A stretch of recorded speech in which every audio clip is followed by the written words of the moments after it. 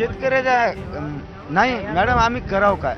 हे भाव फक्त आमच्या हातात नाही, पिकवायचं आमच्या हातात आहे, फक्त भाव आमच्या हातात नाही. मला सांगा, आपल्या खिशामध्ये 10 रुपये आहेत ताळाचे, दुसऱ्याचे 10 रुपये काला मागाव आपण? त्याने योग्य भाव जर आम्हाला मालाला दिला तर तुमचे नमोचे शेतकरी पैसे नको. किती पिकवतो, रात्रंदिया कष्ट करून आम्ही पिकवतो, मात्र भाव आमच्या हातात नाही, एवढंच आम्हाला दुःख आहे. आणि पुन्हा इतकं ते मुंडे साहेब आले म्हणून सने त्यांना भेसळ काढली नाही तर आम्हाला ते पताय लागणं गेला काच्यात काय मिसळून द्यायले. तर शेतकरी जर समजा नाही पिकलं, शेतकऱ्याला पिकून जर त्याला भाव नाही मिळाला, तो आत्महत्या नाही करणार, काय करणार? या सरकारला एवढा तरी विचार करतोय का? सरकारी व्यापाराचं मुळात, मुळात मुद्दा सरकारी व्यापाराचं आहे, शेतकऱ्याचं नाही. तुम्ही इथे जितके सगळे आहेत, सगळे शेतकरी आहेत का? सगळे. अरे वा. मला एक जण त्या दिवशी म्हटलं होतं की मॅडम, शेतकऱ्यांचे प्रश्न मांडा, वारकऱ्यांमधले 70-80% शेतकरी आहेत. 80% शेतकऱ्याच्या नाही मॅडम, आम्ही करावं काय? हे भाव फक्त आमच्या हातात नाही, पिकवायचं आमच्या हातात आहे, फक्त भाव आमच्या हातात नाही. भाव एक शासनाने योजना दुसऱ्या राबवतो, शेतीमालाला जर भाव दिला तर शासनाच्या आम्हाला कर्जमाफीची गरज नाही, तुमच्या कशाचीच गरज नाही. शेतीमालाला ठराविक भाव दिले तर आज आमच्या हळदीला योगायोग मसाले पदार्थामध्ये मोलडी म्हणून 20,000 रुपये चालली. असा जर सोयाबीन, कापूस जर याला आलं, उसाला जर भाव आला तर कशाला शासनाचं आम्हाला कर्जमाफी घ्यायची काम आहे आणि करायचं? कर्जच काढायची गरज नाही. कर्ज काय करायचं? आम्ही शासन मला सांगा, आपल्या खिशामध्ये 10 रुपये आहेत ताळाचे, दुसऱ्याचे 10 रुपये काला मागाव आपण? त्याने योग्य भाव जर आम्हाला मालाला दिला तर ते म्हणायचंय, आपलं चाळ आमच्याजवळ राहतंय, पद्धतशीर चालतंय, दुसऱ्याला 10 रुपये मागायची गरज पडत नाही. याच्यातच आम्ही आनंदी राहतो. त्याने भाव द्यायला पाहिजे. तुमचे नमोचे शेतकरी पैसे नको. पिकवतो, रात्रंदिया कष्ट करून आम्ही पिकवतो, मात्र भाव आमच्या हातात नाही, एवढंच आम्हाला दुःख आहे. आणि त्यांच्या मालाला म्हणजे आज 700 रुपयाचं पोतं 2400 रुपयावर गेले, 2400 रुपयावर गेले. आणि पुन्हा इतकं ते मुंडे साहेब आले म्हणून सने त्यांना भेसळ काढली नाही तर आम्हाला ते पताय लागणं गेला काच्यात काय मिसळून द्यायले. तर चक आता रस्त्याला फेकू द्यायले तर आडरानानं लगे भेसळ विकत. आता मुंडे साहेबांची भीती आहे लोकांना. अहो, ते एक देवच म्हणून आले तर शेतकऱ्याच्या याला हिशाला.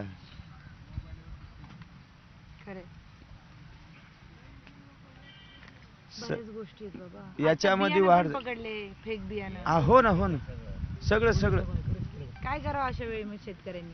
अशा वेळेस शेतकऱ्यांनी काय करतील मॅडम? ते इलाज नाही शेतकऱ्यापाशी त्या गोष्टीचा. आत्महत्याचं प्रकरण त्यानंच वाढलंय मॅडम. शेतकरी आत्महत्या काय करतो? नाही पिकल्या, नाही उत्पन्न मिळालं, थांबा, माऊली पुढे येते, आवाज तुमचा येणार नाही. काय म्हणले?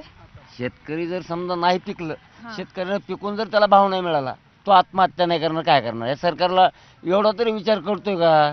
त्याला कधी कळलंय का शेतकरी काय करतोय? जगाचा पोशिंदा आहे, नुसता जगाचा पोशिंदा नाही, सगळ्या लोकाला पोषण्याचं काम शेतकरी करतोय आणि शेतकऱ्याचा कोणी विचार करत नाही. मग याचं काय करायचं? या सरकारला एवढी झोप कशी लागली? निवडून आम्ही द्यायचं, सगळं आम्ही करायचं, मतदान आम्ही करायचं आणि आम्हालाच परत तुम्ही विश्वावर धरता. कुठला न्याय हा सरकारचा? कशाला? 4,000 भाव, 7,000 भाव, 8-9,000 भाव विकल्याच्या नंतर असं सरकारचं डोकं आहे. शेवटी भाव कापसाला बी ज्यावेळेस आम्ही कापस घातले त्यावेळेस 7,000 भाव होता आणि आता 10,500 भाव आहे. आज 10,500 गाठीला भाव देतात ती त्यांच्या, म्हणजे व्यापारी लाईनला फायदा आहे, शेतकऱ्याला काय फायदा आहे? सरकारी व्यापाराचं मुळात मुद्दा सरकारी व्यापाराचा आहे, शेतकऱ्याचं नाही. काय करणार याला? शेतकरी काय करणार याला? प्रवृत्त करतं शेतकऱ्याला, मरायला प्रवृत्त करणारा म्हणजे सरकार.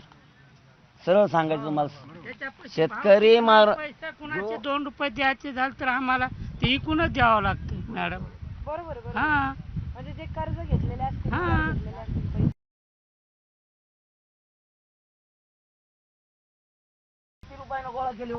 काय 1500 रुपयाने महिला मंडळाला पैसे दिले त्यांनी, पण वसूल किती केले? एका पोत्या माग खताच्या आमच्याकडून.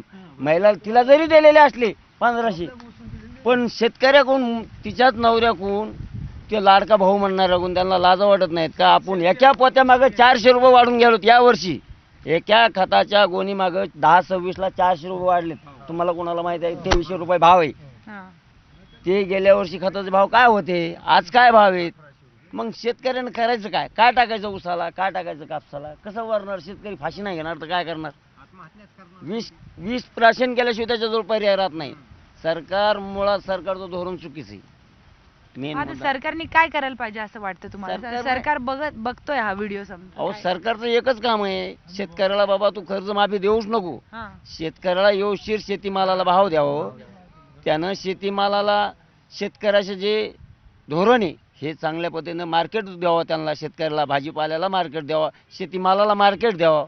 त्यांनी हे असलं काय करू नये, माफी कुठं काही हे ढोंग 2,000 द्यायचे 10,000 वसूल करायचे शेतकऱ्याकडून, म्हणजे शेतकरी भिकाला लावायचं, हे सरकारचं धोरण आहे. अहो त्या 2,000मुळे आपण कामाला लागणच ना. आले का पैसे, आले का पैसे, 10 बाऱ्या बँकेत केव्हा मोदी टाकायला, आम्ही त्या देवाचं नाव विषय लय गंभीर होत चालला आता. टायमाला माझं त्या मोदीचं नाव, माय मोदीचे पैसे पडले, फडणवीस भाऊचे पैसे पडले, त्या बाया कामं करायच्या सोडायला. आता नाही नाही नाही मला पैसे पाहा जायचे, महिन्यामध्ये 2 दिवस ते बुडायले. तर अहो नाही, पैसे आपल्याला चक्रा मारणं लागल्यात ना बँकेत. कोण्या बँकेचे मेसेज आलेत, आज मेसेजच येणं झालेत. महिला म्हणतात आम्हाला फुकट आले पैसे, आम्हालाच उचलायचे, आम्ही देत नाही तुम्हाला, आहे की नाही हो? ते आले त्याला ठीक आहे, चांगलं आहे. मात्र यांनी बरोबर आणखीन आपल्याला हे द्यायचं ना, शेतीमालाला भाव द्यायचा ना. हा? शेतीमालाला भाव द्यायचा ना. शेतीमालाला भाव नाही, काय नाही. हे 2,000 रुपये काय करता, हे 2,000 काय कामाचे ते? यांना बेजाऱ्या जास्त मांडल्या. पुन्हा माणसं केवायसी, हर गोष्टीला केवायसी, हर गोष्टीला केवायसी, प्रत्येक गोष्टीला केवायसी. माणसाचं त्याच्यात कामं करावं का त्या केवायसी करीत बसावं, तेच मिळ लागेल ना त्याला. नाही यायचं मतदानाच्या टायमाला आपलं काही रेकॉर्ड राहते का तिथं? घर पोच आपल्या चिठ्ठ्या पोहोचतात, घर पोच आणून देतात घरी आपल्याला. मतदानाच्या टायमाला पोल चिठ्ठ्या आपल्या घरी येतात. आणि आता हे माणूस आहे का नाही आपल्याला केवायसी करणं लागेल, त्या 2-2 हजारासाठी केवायसी करणं लागली. अहो त्या गॅसची केवायसी असं होतं का पहिलं कधी? अहो यांनी स्वतः त्या जिओच्या कार्डासारखं केलं, पहिल्यानं फुकट दिलं. नाही, जिओच्या कार्डासारखं केलं, पहिल्यानं फुकट दिलं. आता ते आपल्याला सोचणं, आता महाग केलं. गॅस तो आपला 100 रुपयाचा गॅस कोटा आता 1000 रुपयाला केला. आधी गॅस फुकट वाटले आणि आता भरून द्यायला आमचे गॅस घरी रिकामी आहेत. वडिलाच्या नावानं कार्ड होतं, आता ते आमचं नवीन कार्ड करायला चालू नाही म्हणतात, बंद आहे आता, गॅस बंद आहे. आलो आणखीन चुलीवर नाही. शेम जिओच्या कार्डासारखं केलं या शासनानं. अगोदर फुकटची सवय लावली, एकदा सवय लावून गेली, झालं का? या पुढे, नाही पर्याय नाही ना. या ना पुढे, या ना. ते माईक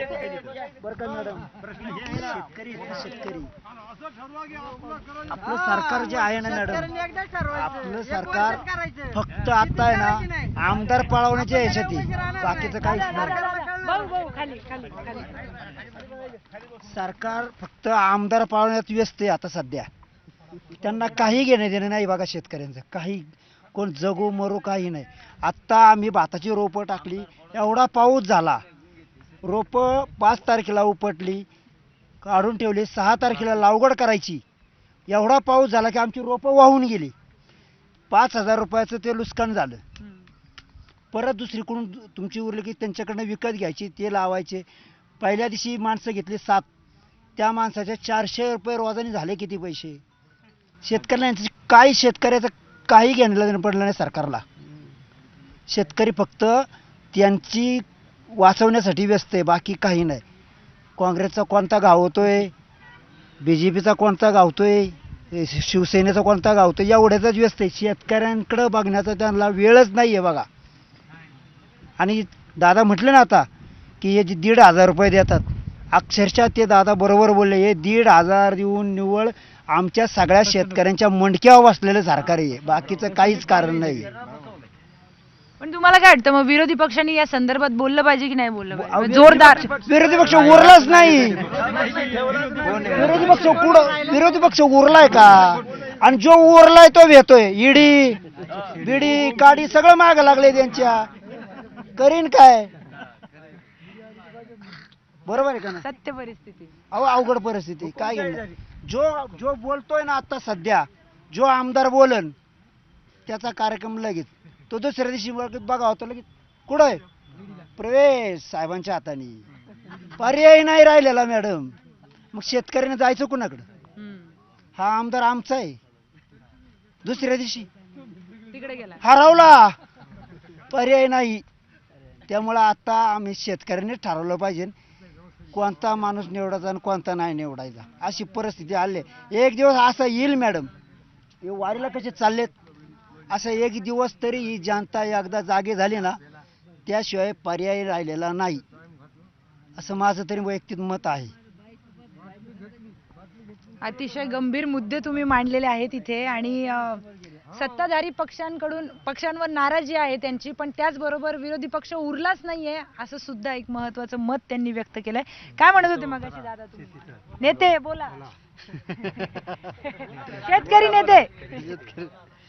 शेतकऱ्यांनीच भाव जर भेटला नाही तर सर्व शेतकऱ्यांनी महाराष्ट्रामध्ये शेती करायचीच नाही. 1 वर्ष सरकारला पण कळू द्या की आपल्याला भाव का देत नाही. 1 वर्ष जर आपण शेती केली नाही तर काही सरकारला कळणार नाही, तर आपल्याला कोण भाव देणार पण नाही. याकरता सर्व शेतकऱ्यांनी आपणच विचार करायचा, 1 वर्ष शेती करायची नाही. आपल्या पुरतच पिकवायचं शेतकऱ्यांनी. पण अन्न टंचाई निर्माण होईल ना त्यांनी. मग ते तर व्हायलाच पाहिजे. शेतकऱ्याला भाव कधी भेटणार? कोरोनाच्या टायमात फक्त एकला शेतकरी आणि जवान उभा होता. कोणी होतं उभं? शेतकऱ्याने एवढा देश चालवला.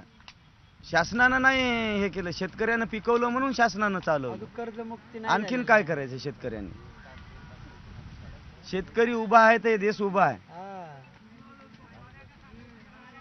देश उभा राहायला फक्त शेतकरी आणि जवानच आहे, दोघच जण आहेत याच्या संविधानावर चालणारे. शासन संविधानावर चलच न झाले मॅडम. असं कोण्या संविधानात लिहिलेलं आहे की यायचा खासदार याईनं घ्यायचा आणि त्याचा खासदार त्याईनं घ्यायचा? सगळी फोडाफोडी झाली. नाही नाही नाही, कायदा तोडवला. सगळी हुकुमशाही चालली त्याच्या. त्यानं म्हणलं तसं करणं लागायला नाही याला बाकीच्याला. आता 6 खासदार गेले, हुकुमशाहीमुळेच गेले. दाब पलटा गेले, नसतात ईडी. पण मला एक सांगा, तुम्ही ज्या विश्वासाने मतं दिले होते खासदारांना, सत्ताधारी पक्ष त्यांच्यामध्ये घेते, पण ते खासदार सुद्धा तुमच्या मतांची किंमत करत नाहीये ना. नाही ना, टायमाला माऊली द्यायला ते खोकेत दिसायलेत ना 100 कोटी. काला बसतील आता आम्हाला विचारित. आयुष्य 3 पिढ्या सुधारल्या ना मॅडम त्याच्या. पण पुढच्या निवडणुकीत तुम्हाला चेहरा दाखवायचा ना. कोण त्यानं दाखवायचं? नाही दाखवला तरी बी आता ते अर्धे मत त्याच्या मागच राहतात हड्डीवरली. ते पैसा त्याच्याकडे भरपूर आहे. पैशात 1000 कोटी 100 कोटी त्याच्या मापत नाही ना त्याच्या खाली. आम्ही तर 1000 रुपयाला महाग आहेत शेतकरी, बाजाराला महाग आहे. त्याच्या 3 पिढ्याला न सरणार आहे ना करून ठेवले. म्हणजे आता पर्याय काय वाटतं तुम्हाला या सगळ्यांना? यायला पर्याय म्हणजे एकच, सगळ्या जनतेनं जागरूक होऊन या शासनाला धडा शिकवलाच पाहिजे. कारण की शेतीला हमी भावाशिवाय शेतकरी सुधारत नाही मॅडम. यायच्या मनमान्या झाल्यात. शेतकऱ्या पैसे आलं की 3000 मध्ये, शेतकऱ्याचं गेलं की 10,000 मध्ये. आमच्या कापसाला भाव काय भेटला? 7,000 6,000. आता गठान चाललंय द्यायचा 11,000. कोणाचा फायदा झाला? व्यापाऱ्याचा. आता शेतकऱ्यापाशी कापूस आहे का? आता आमचा लावलाय ते वाळून चाललाय, पाऊसच नाही.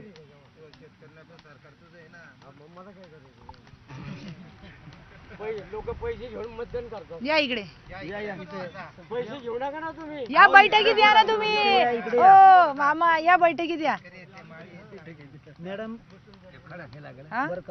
बोला बोला. अहो हे शेतकरी ओरडतात आणि इलेक्शन आले की हिरवे गांधी दिसले की मतदान पैसे घेऊन मतदान करतात. कोण? तुम्ही पैसे घेऊ नका ना. पैसे शिवाय आमदार खासदार निवडून देतात का? पण तुमचे आमदार खासदार स्वतःच विकले जात आहेत ना, असा आरोप आहे यांचा. हा मग बरोबर आहे ना. मग तुम्ही बरोबर काय? जनतेने पैसे घेऊन मतदान करू नये. नाही निवडून आला तरी चालेल. हा 5 वर्ष आहे ना सरकार बिन भरोश्यावर आले. एक पण खासदार निवडून आला नाही पाहिजे. खासदार आमदार हे जनतेने दाखवलं पाहिजे. पैसे घेऊन मतदान नका करू तुम्ही. नाही निवडून आला तरी चालेल. तुमचं कसं आडून राहील का तुमचं त्याच्यापासून? नाही. आणि मग शेतकऱ्याचं कुणाच वाचून आडून राहिलं.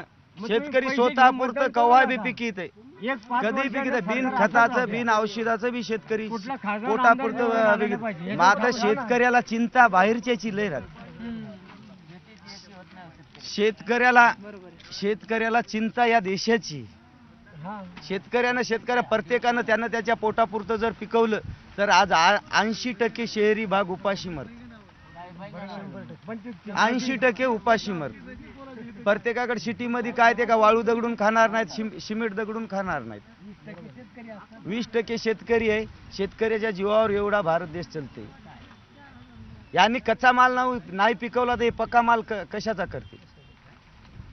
राबतय शेतकरी, त्याला शेवटी काहीच नाही, त्याच्या मनावर सुद्धा भाव ठरवायचं नाही. शेतकऱ्याला पिकवायचं कळायले, फक्त इकायचं माहित नाही. हे इकूच देत नाही ना सरकार. आता शेवटचं काय, सगळ्यांतर्फे शेवटचं काय मागणं आहे तुमचं सरकारकडून? शेतकऱ्याचं मालाला हमी भाव द्यावा. फक्त एवढं, आम्हाला कर्ज माफी नाही झाली तरी चलत. अहो आमच्यावर कर्जच कितकाला आहे मॅडम, लाख रुपये. अहो यायनी अब्जावधी कर्जाचे यायनं फॅक्टऱ्या त्यानं मोठ्या बिझनेसदाराला यायनं माफी दिली. शेतकऱ्याच्या एका लाखाला हे याच्यात 10 तुटी येत याच्यात. यायचं 2019ला माफ झालं ते नाहीत. मग यायला घरी यायच्या चार चाकी यायला नाही. शेतकऱ्यांना माऊली आम्हाला 4 चाकी घेऊन हिंडू नये का त्याला लिहिलंय का कायद्यात? मग यायच्या घरी काय हेलिकॉप्टरनं फिरतात आणि यायचे अब्जावधी रुपये खर्च माफ होतं. यायचे कंपन्या नाही झालं माफ ते पळून जातात. शेतकऱ्यांनी कुठं जावं पळून? 1 लाखासाठी यायच्या आम्ही कानकोंडे राहत काय? 1 लाखासाठी आम्हाला हे शासन भीक दिल्यासारखं देते, भीक. आणि त्या भीकमध्ये यांच्या 10 तुटी येतात. हे लागू ते लागू ते कथा शासन आमच्यावर उपकार करायले, अरे आमचंच खायले आणि आम्हाला अशा यानं द्यायले, ते वंजळीनं घ्यायले ना आम्हाला चिमटीनं द्यायले. तर एकंदरीतच आम्हाला कर्जमाफी नको, आमच्या मालाला भाव द्या, असा मुद्दा इथल्या शेतकऱ्यांनी मांडलेला आहे. सगळे वारकरी आहेत, सगळे शेतकरी आहेत आणि अतिशय गंभीर मुद्दे त्यांनी मांडले. त्यामुळे सरकारने या सगळ्या प्रश्नांची दखल घ्यावी आणि त्यावर लवकर उपाययोजना करावी, अशी मागणी आम्ही न्यूज 18 मराठीकडून थेट सरकारला करतोय. व्हिडिओ जर्नलिस्ट हर्षद गोरखासह मी प्रियंका लाठी, न्यूज 18 मराठी, वाल्हे.